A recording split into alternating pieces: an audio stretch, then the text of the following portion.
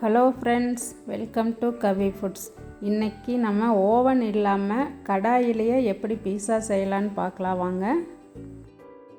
பீஸா செய்கிறதுக்கு நான் ஒரு குடமிளகா, ஒரு தக்காளி, ஒரு பெரிய வெங்காயம் எடுத்துருக்கிறேன். இதை நான் கட் பண்ணி எடுத்துக்கிறேன்.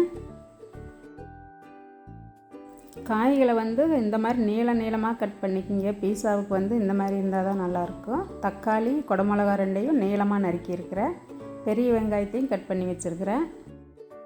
இது மொசரல்லா சீஸ்ன்னு சொல்லி கடைகளில் கிடைக்கும். பீஸாவுக்கு இந்த சீஸ் தான் போடணும்.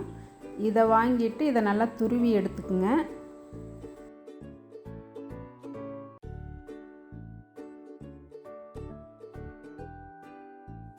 இப்போது நல்லா துருவி எடுத்தாச்சு. இனி நம்ம இதை பீஸாவில் சேர்த்துக்கலாம்.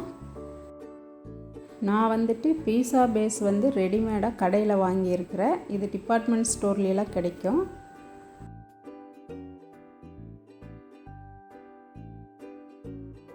இதை தட்டில் வச்சுட்டு அந்த ஓரத்தையெல்லாம் அமுத்தி விட்டுறலாம். அதுக்கப்புறம் இதில் சாஸ் எல்லாம் அப்ளை பண்ணிக்கலாம். பீஸா சாஸ் கிடச்சதுன்னா நீங்கள் பீஸா சாஸ் அப்படியே ஃபுல்லாக அப்ளை பண்ணி விட்டுருங்க. அது இல்லை அப்படின்னா டொமேட்டோ கெட்சப்பும் சில்லி சாஸையும் சம அளவு ஒரு கப்பில் போட்டுட்டு மிக்ஸ் பண்ணிவிட்டு அதை சேர்த்துக்குங்க. நான் அந்த மாதிரி தான் சேர்த்துருக்குறேன். இதை ரெண்டையும் மிக்ஸ் பண்ணி சேர்க்கும்போதே பீஸா சாஸோட டேஸ்ட் கிடைக்கும். இன்னும் இதுக்கு மேலே அந்த துருவின சீஸை போட்டுடலாம். சீஸ் எல்லாம் நிறையாவே சேர்த்துக்கலாம். கால்சியம் சத்துலாம் இதில் நிறையா இருக்குது.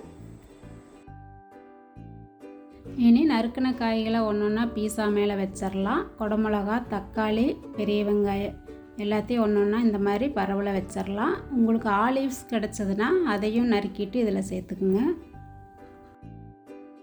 ஓவன் இருந்தாதே பீஸா செய்யணும்னு இல்லை, நம்ம கடாயிலேயே ஈஸியாக பீஸா செஞ்சிடலாம்.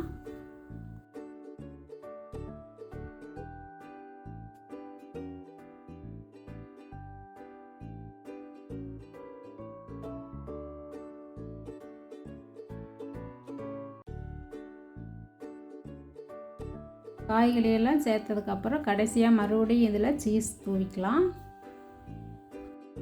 சீஸ் நிறையா சேர்க்கும்போது தான் டேஸ்ட் நல்லாயிருக்கும். சீஸை சேர்த்ததுக்கப்புறம் இதில் சில்லி ஃப்ளேக்ஸ் சேர்த்துருக்குறேன். வரமிளகாயை மிக்சியில் போட்டு பவுடரும் இல்லாமல் கொரகொரப்பாக எடுத்து இதில் சேர்த்துருக்குறேன். இப்போ இதை ஒரு கடாயில் தட்டு வச்சுட்டு சூடானதுக்கப்புறம் அந்த பீஸாவை இதில் வச்சிடலாம். இனி இதை தட்டு வச்சு மூடி வச்சிடலாம். 1/4 மணி நேரம் மிதமான தீயிலே வேகட்டும். இப்போது 1/4 மணி நேரத்துக்கு அப்புறம் திறந்து பார்க்கலாம்.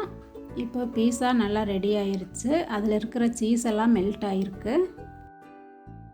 அவ்வளோதான், ரொம்ப ஈஸியாக வீட்லேயே பீஸா செஞ்சிடலாம். நீங்களும் இந்த மாதிரி ட்ரை பண்ணி பாருங்கள். இந்த வீடியோ உங்களுக்கு பிடிச்சிருந்தா லைக் பண்ணுங்கள், ஷேர் பண்ணுங்கள். மறக்காமல் கவி ஃபுட்ஸ் சேனலுக்கு சப்ஸ்கிரைப் பண்ணுங்கள்.